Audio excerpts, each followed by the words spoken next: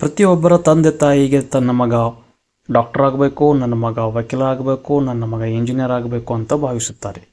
ಹಾಗಾದರೆ ಅದಕ್ಕೆ ಸಂಬಂಧಪಟ್ಟಂಥ ಈ ವಿಡಿಯೋ ಇದೆ. ದಯವಿಟ್ಟು ಈ ವಿಡಿಯೋವನ್ನು ಸಂಪೂರ್ಣವಾಗಿ ನೋಡಿ. ನಿಮ್ಮ ಮಗನಿಗೆ ನೀವು ವಕೀಲರಾಗಿ ಮಾಡಬೇಕಾದರೆ LLBಗೆ ಸಂಬಂಧಪಟ್ಟಂಥ ಅಥವಾ ವಕೀಲರಾಗಬೇಕಾದರೆ ಏನೇನು ಬೇಕು ಅನ್ನೋದ್ರ ಬಗ್ಗೆ ಈ video. Good morning to all of you. This is Bhairanath Biradar, Assistant Professor in Law, JNR Law College, Sedam. ಹಾಗಾದರೆ ವಕೀಲ ಅಥವಾ ಲಾಯರ್ ಆಗಬೇಕಾದರೆ ಏನು ಮಾಡಬೇಕು? ಇಲ್ಲಿ ಅದರ ಬಗ್ಗೆ ನಾನು ಮಾಹಿತಿ ಕೊಡ್ತಾ ಇದ್ದೇನೆ. ನೀವು ಮುಂದೆ LLB ಮಾಡಬೇಕಾದರೆ LLB ಅಂದರೆ ಏನು ಅದನ್ನು ಹೇಳ್ಕೊಡ್ತಾ ಇದ್ದೀನಿ. LLB ಯಾರ ಮಾಡಬಹುದು, LLB ಮಾಡೋದಕ್ಕೆ ಏನು ಕ್ವಾಲಿಫಿಕೇಶನ್ ಬೇಕು, ಎಷ್ಟು ವರ್ಷದ ಕೋರ್ಸು ಮತ್ತು ಏನೇನು ಅದರಲ್ಲಿ ಓದಿರ್ತೀರಿ ಮತ್ತು ಇದು ಓದಾದ ನಂತರ ಭವಿಷ್ಯದಲ್ಲಿ ಏನೇನು ಆಪರ್ಚುನಿಟೀಸ್ ಅದಾವ, ಕರಿಯರ್ ಆಪರ್ಚುನಿಟೀಸ್ ಏನು, ಈ ವಿಷಯಗಳನ್ನು ನಾವು ಒಂದು ಹಂತವಾಗಿ ಚರ್ಚೆ ಮಾಡೋಣ. LLB ಅಂದರೆ ಬ್ಯಾಚುಲರ್ ಆಫ್ ಲಾಸ್ ಅಂತ ಹೇಳ್ತೀವಿ. LLB ಅಂದರೆ ಬ್ಯಾಚುಲರ್ ಆಫ್ ಲಾಸ್. ಇದು ಕಾನೂನಿನ ಒಂದು ಪದವಿಯಾಗಿದೆ. ಈ ಒಂದು ಕೋರ್ಸ್ನಲ್ಲಿ ನೀವು ಸಾಕಷ್ಟು ಕಾನೂನುಗಳನ್ನು, ಬಹಳಷ್ಟು ಕಾನೂನುಗಳನ್ನು ಓದುತ್ತೀರಿ ಮತ್ತು ಈ ಪದವಿಯನ್ನು ಪಡೆದುಕೊಂಡಿರ್ತೀರಿ. ಹಾಗಾದರೆ ಈ LLB ಕೋರ್ಸ್ ಮಾಡಬೇಕಾದರೆ ಯಾರು ಮಾಡಬಹುದು? ಇದಕ್ಕೂ 2 ಕೋರ್ಸ್ಗಳಲ್ಲಿ ನಾವು ವಿಂಗಡಣೆ ಮಾಡ್ತೀವಿ. ಒಂದು 5 year ಕೋರ್ಸು, ಇನ್ನೊಂದು 3 years ಕೋರ್ಸ್. 5 year ಕೋರ್ಸ್ ಮಾಡಬೇಕಾದರೆ ಅದು 5 ವರ್ಷದ ಕೋರ್ಸ್ ಇರುತ್ತದೆ. ಅದು PUC ಆದ ನಂತರ ನೀವು ಅದನ್ನು ಮಾಡಬಹುದು. PUC ಆದ ನಂತರ 5 ವರ್ಷದ ಕೋರ್ಸನ್ನು ನೀವು ಮಾಡಬಹುದು. ಇನ್ನೊಂದು ಕೋರ್ಸು 3 ವರ್ಷದ ಕೋರ್ಸ್ ಅಥವಾ 3 years ಕೋರ್ಸ್ ಅಂತೇನಿದೆಯಲ್ಲ, ಇದು ಡಿಗ್ರಿ ಆದ ನಂತರ ಮಾಡಬಹುದು. ಎನಿ ಡಿಗ್ರಿ, ಯಾವುದೇ ಪದವಿ ನೀವು ಹೊಂದಿದ್ದರೆ ಈ ಕೋರ್ಸನ್ನು ಮಾಡೋಕ್ಕೆ ನಿಮಗೆ ಅವಕಾಶ ಇದೆ. ಎನಿ ಡಿಗ್ರಿ, ಇಲ್ಲಿ ನೀವು BA ಮಾಡಿರಬಹುದು, BSc ಮಾಡಿರ್ಬೋದು, BCom ಮಾಡಿರ್ಬೋದು, BCA ಮಾಡಿರ್ಬೋದು, BBA ಮಾಡಿರ್ಬೋದು, ಇಂಜಿನಿಯರಿಂಗ್ ಮಾಡಿರ್ಬೋದು, ವಾಟ್ ಎವರ್ ಇಟ್ ಇಸ್, ಎಲ್ಲರಿಗೆ ಇಲ್ಲಿ LLB ಮಾಡೋದಕ್ಕೆ ಅವಕಾಶ ಇದೆ. 6 ಸೆಮಿಸ್ಟರ್ನಲ್ಲಿ ಓದ್ತೀರಿ. ಈ 6 ಸೆಮಿಸ್ಟರ್ನಲ್ಲಿ ಒಟ್ಟಾರೆ 32 ಕಾನೂನದ ವಿಷಯಗಳನ್ನು ಓದಿರ್ತೀರಿ. ಅದರಲ್ಲಿ 4 ಪ್ರಾಕ್ಟಿಕಲ್ ಸಬ್ಜೆಕ್ಟ್ಸ್ ಇರ್ತಾವ, ಮಿಕ್ಕಿದೆಲ್ಲ ಥಿಯರಿ ಸಬ್ಜೆಕ್ಟ್ ಇರ್ತಾವ.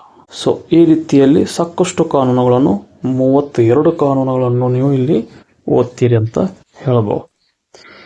32 ಕಾನೂನಲ್ಲಿ ವಿಷಯಗಳು ಹೇಳಬೇಕಾದರೆ ಸಾಮಾನ್ಯವಾಗಿ ಫ್ಯಾಮಿಲಿ ಲಾ ಅದಂತ ಓದ್ತೀರಿ. ಫ್ಯಾಮಿಲಿ ಲಾನಲ್ಲಿ ಹಿಂದೂ ಲಾ ಬರುತ್ತದೆ, ಮುಸ್ಲಿಂ ಲಾ ಬರುತ್ತದೆ, ಆಮೇಲೆ IPC ಅಂತ ಇರುತ್ತೆ, CRPC ಅಂತ ಇರುತ್ತದೆ, ಎವಿಡೆನ್ಸ್ ಅಂತ ಇರುತ್ತದೆ, CPC ಅಂತ ಇರುತ್ತದೆ, ಲ್ಯಾಂಡ್ ಲಾಸ್ ಇರುತ್ತದೆ, ಭಾರತದ ಸಂವಿಧಾನ ಇರುತ್ತದೆ, ಲಾ ಆಫ್ ಟಾರ್ಟ್ಸ್ ಇರುತ್ತದೆ, ಕಾಂಟ್ರಾಕ್ಟ್ ಇರುತ್ತದೆ ಮತ್ತು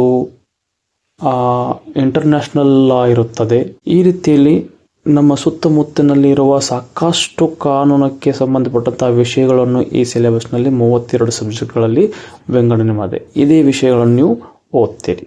ಹಾಗಾದರೆ ಈ ವಿಷಯಗಳನ್ನು ಅಥವಾ ಈ ಒಂದು LLB ಕೋರ್ಸನ್ನು ನಾವು ಯಾವ ಮೀಡಿಯಂನಲ್ಲಿ ಮಾಡಬಹುದು ಅಂತ ಹೇಳಬೇಕಾದರೆ, ಇದು 2 ಮೀಡಿಯಂನಲ್ಲಿ ಮಾಡೋಕ್ಕೆ ಅವಕಾಶ ಇದೆ. ಒಂದು ಇಂಗ್ಲಿಷ್ ಮೀಡಿಯಂನಲ್ಲಿ ಮಾಡಬಹುದು, ಎರಡನೇದ್ದು ಕನ್ನಡ ಮೀಡಿಯಂನಲ್ಲಿ ಕೂಡ ಮಾಡಬಹುದು.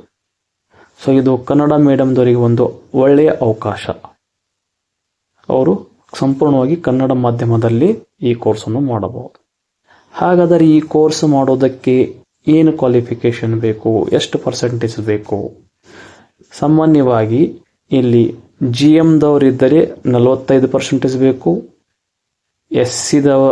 OBCದವರಿಗೆ 42% ಮತ್ತು SC ST ದವರಿಗೆ 40% ಡಿಗ್ರಿನಲ್ಲಿದ್ದರೆ ಸಾಕು, ಅವರು ಈ ಕೋರ್ಸ್ಗೆ ಎಲಿಜಿಬಲ್ ಆಗಿರುತ್ತಾರೆ. ಈಗ ಈ ಕೋರ್ಸನ್ನು ಕಂಪ್ಲೀಟ್ ಮಾಡಿದಾಗ ಮುಂದೆ ಕರಿಯರ್ನಲ್ಲಿ ಏನು ಆಪರ್ಚುನಿಟಿ, ಮುಂದೆ ಭವಿಷ್ಯದಲ್ಲಿ ಯಾವ ಆಪರ್ಚುನಿಟೀಸ್ ಅದಾವ, ಅವಕಾಶಗಳದಾವ ಅವರಿಗೆ ಅಂತ ಹೇಳಬೇಕಾದರೆ, ಮೊದಲನೇದಾಗಿ ಅವರು ತಮ್ಮ ವಕೀಲ ವೃತ್ತಿ ಮಾಡಬಹುದು. ಖಾಸಗಿಯಾಗಿ, ಪ್ರೈವೇಟ್ ಆಗಿ ವಕೀಲರಾಗಿ ತಮ್ಮ ವಕೀಲ ವೃತ್ತಿ ಮಾಡಬಹುದು. ಎರಡನೇದಾಗಿ ಅವರು ಸರ್ಕಾರಿ ವಕೀಲ ಕೂಡ ಆಗೋಕ್ಕೆ ಅವಕಾಶ ಇದೆ. ಸರ್ಕಾರ ಕಡೆಯಿಂದ ಕೆಲವು ಎಕ್ಸಾಮಿನೇಷನ್ ಕಂಡಕ್ಟ್ ಮಾಡ್ತಾರೆ. ಆ ಎಕ್ಸಾಮಿನೇಷನಲ್ಲಿ ಓದಿ ಪಾಸ್ ಆಗಿದ್ದರೆ ನೀವು ಸರ್ಕಾರಿ ವಕೀಲ ಕೂಡ ಆಗಬಹುದು. ಮೂರನೇದು, ನೀವು ಮತ್ತೆ ಜಡ್ಜ್ ಕೂಡ ಆಗಬಹುದು. ಜಡ್ಜ್ ಆಗಬೇಕಾದ್ರೆ ಅಲ್ಲಿ ಕೂಡ ಕಾಂಪಿಟೇಟಿವ್ ಎಕ್ಸಾಮ್ಸ್ ಇರ್ತಾವೆ. ಆ ಎಕ್ಸಾಮನ್ನು ಬರೆದು ಜಡ್ಜ್ ಕೂಡ ಆಗಬಹುದು. ಅಥವಾ ಯಾವುದೇ ಬ್ಯಾಂಕಿನಲ್ಲಿ ಲೀಗಲ್ ಅಡ್ವೈಸರ್ ಅಂದರೆ ಕಾನೂನು ಸಲಹಾಗಾರ ಕೂಡ ಆಗಿ ಕಾರ್ಯನಿರ್ವಹಿಸಬಹುದು. ಅಥವಾ ಕಾರ್ಪೊರೇಟ್ ಸೆಕ್ಟರ್ನಲ್ಲಿ ಅಂದರೆ ಕಂಪನಿಗಳಲ್ಲಿ ಕೂಡ ನಿಮಗೆ ಕಾನೂನು ಸಲಹೆಗಾರ ಆಗಿ ಆಯ್ಕೆಯನ್ನು ಮಾಡ್ತಾರೆ. ಅದೇ ರೀತಿಯಲ್ಲಿ ಟ್ಯಾಕ್ಸ್ ಪ್ರಾಕ್ಟೀಷನರ್ ಆಗಿ ಕೂಡ ನೀವು ಕಾರ್ಯನಿರ್ವಹಿಸಬಹುದು. ಇದನ್ನು ಹೊರತುಪಡಿಸಿ ಸರ್ಕಾರದಲ್ಲಿರ್ತಕ್ಕಂಥ ಹಲವು ಇಲಾಖೆಗಳಲ್ಲಿ ಕಾನೂನಿಗೆ ಸಂಬಂಧಪಟ್ಟಂತಹ ಕೆಲವು ಹುದ್ದೆಗಳನ್ನು ಇರುತ್ತವೆ. ಆ ಹುದ್ದೆಗಳಿಗೆ ಕೂಡ ನೀವು ಅಪ್ಲೈ ಮಾಡಿ ಅಲ್ಲಿ ಕೂಡ ಸರ್ಕಾರದ ಡಿಪಾರ್ಟ್ಮೆಂಟ್ನಲ್ಲಿ ಕೂಡ ನೀವು ವಕೀಲರಾಗಿ ಕಾರ್ಯವನ್ನು ಅಂದರೆ ಕಾನೂನು ಸಲಹಾಗಾರನಾಗಿ ಕಾರ್ಯ ನಿರ್ವಹಿಸಬಹುದು. ಈ ರೀತಿಯಲ್ಲಿ ನಾನಾ ಥರದ ಭವಿಷ್ಯದಲ್ಲಿ ಅವಕಾಶ ಒದಗಿಸಿಕೊಡುವ ಒಂದು ಒಳ್ಳೆಯ ಕೋರ್ಸ್ ಅಂದರೆ LLB ಕೋರ್ಸ್. ಸೊ ಹಾಗಾಗಿ ಯಾರು ಡಿಗ್ರಿ ಮುಗಿಸ್ಕೊಂಡು ಕುಂತಿದ್ದೀರಾ ಅಥವಾ PUC ಮುಗಿಸ್ಕೊಂಡು ಮುಂದೆ ವಕೀಲರಾಗಬೇಕು ಅಂದ್ಕೊಂಡಿದ್ದಾರಾ ಅವರಿಗಾಗಿ ಇದು ಒಂದು ಒಳ್ಳೆಯ ಅವಕಾಶ. ಕನ್ನಡದಲ್ಲಿ ಮತ್ತು ಇಂಗ್ಲೀಷ್ನಲ್ಲಿ ಎರಡೂ ಮಾಧ್ಯಮದಲ್ಲಿ ಬರೆಯೋಕ್ಕೆ ಅವಕಾಶ ಇದೆ. ಇವಾಗಲೇ ನಿಮ್ಮ ಸಮೀಪದ ಕಾಲೇಜಿಗೆ ಭೇಟಿಯಾಗಿ ನಿಮ್ಮ ಅಡ್ಮಿಷನನ್ನು ಮಾಡಿ ಅಂತ ಹೇಳಿ, ಈ ಒಂದು ಮಾಹಿತಿಯನ್ನು ಚೆನ್ನಾಗಿ ಅನಿಸಿದರೆ ಈ ಒಂದು ನನ್ನ ವಿಡಿಯೋಗೆ ಲೈಕ್ ಮಾಡಿ, ಶೇರ್ ಮಾಡಿ ಮತ್ತು ಇದಕ್ಕೆ ಸಂಬಂಧಪಟ್ಟಂಥ ಇನ್ನೂ ಏನಾದರೂ ಹೆಚ್ಚಿನ ಮಾಹಿತಿ ಬೇಕಾದರೆ ಕಮೆಂಟ್ ಮಾಡಿ. Thank you very much.